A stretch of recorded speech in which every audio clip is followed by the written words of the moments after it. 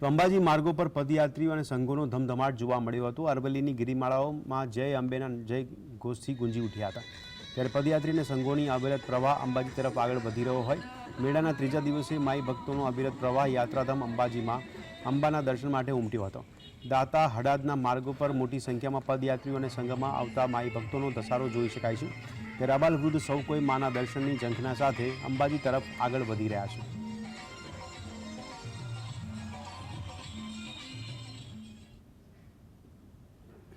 શક્તિપીઠ અંબાજી ખાતે મહાકુંભનો આગાજ થઈ ચૂક્યો છે, ત્યારે લાખોની સંખ્યામાં માઈ ભક્તો અંબાના ચરણે આવી શીશ નમાવી ધન્યતા અનુભવી રહ્યા છે। ત્યારે હજારોની સંખ્યામાં સંઘો પણ લઈને પગપાળા સંઘો લઈને અંબાજી તરફ આવી રહ્યા છે। આપણે સાથે મહીસાગરનો એક સંઘ છે, તે હજારો કિલોમીટર અને સેંકડો કિલોમીટર દૂરથી આવતું હોય છે। આપણે સાથે એમની સાથે વાત કરીશું। તમે ક્યાંથી આવો છો અને કેટલા કિલોમીટરનું અંતરાલ થાય છે?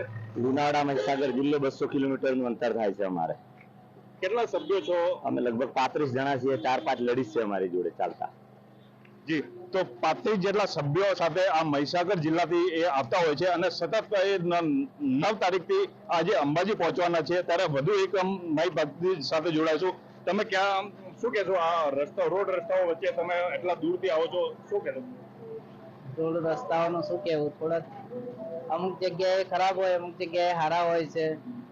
માતાજીની શ્રદ્ધા છે અને માતાજી ચલાવે છે, ચાલી નાખીએ અંબાજી।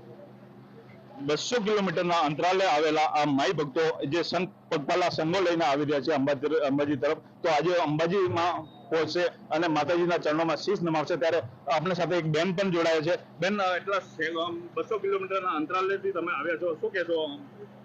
માતાજીના શરણે જવાનું હોય એટલે જો શક્તિ ના હોય તો બી શક્તિ તો આવી જ જાય છે, અને એટલો મનમાં હોશ છે કે આ 200 કિલોમીટર કઈ રીતના કાપી નાખ્યા તે હજી ખબર પણ નથી પડતી, અને આજે અમે માતાજીનું દર્શન કરીશું એટલે 200 કિલોમીટરનો થાક આમ નીકળી જશે।